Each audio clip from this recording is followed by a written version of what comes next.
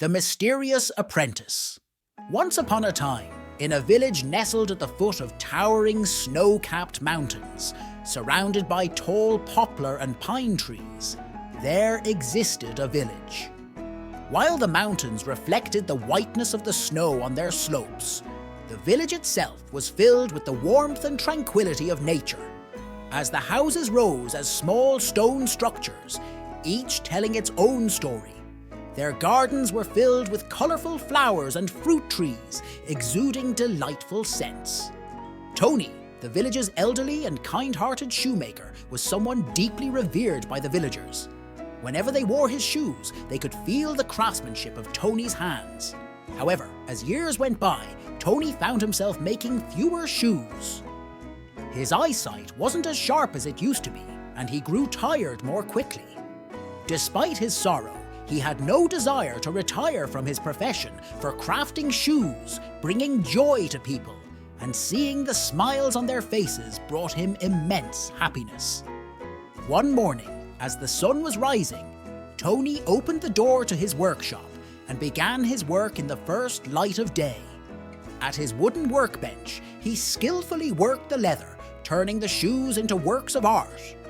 But when noon came, he realized there was not enough leather to finish the shoes, so he went to the town an hour away from the village to buy some. Along the way, dancing snowflakes on the mountain peaks and the miracles of nature accompanied him.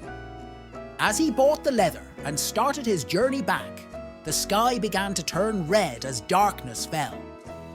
Exhausted, he reached his home. The next morning, when Tony returned to his workshop, he was astonished by what he saw on the table. The shoes he left unfinished the day before were now completed and gleaming.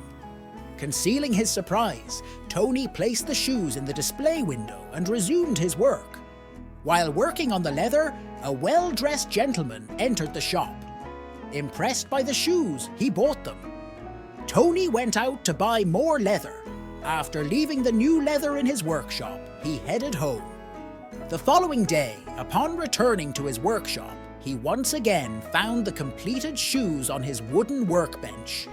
This cycle repeated several times. Intrigued by what was happening, Tony decided to hide in his shop one night to observe the events.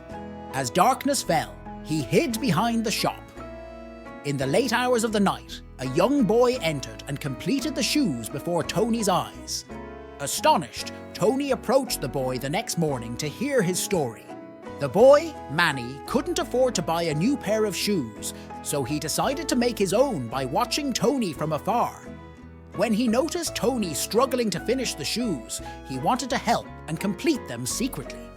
Tony, upon hearing Manny's story, offered to help him and invited him to work in the shop. Manny gladly accepted the offer. Working together, Tony and Manny strengthened the peace and solidarity in the village. While Tony enjoyed passing on his craft to future generations, Manny found happiness in learning a trade and practicing it with love.